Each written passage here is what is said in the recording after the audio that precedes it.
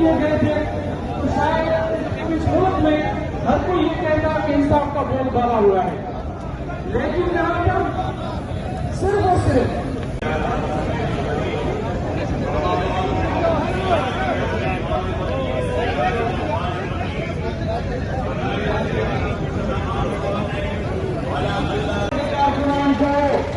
मैं खुशामदीद कहता हूँ और इंशाअल्लाह थोड़ी देर में पीछे हो जाओ भाईजान आप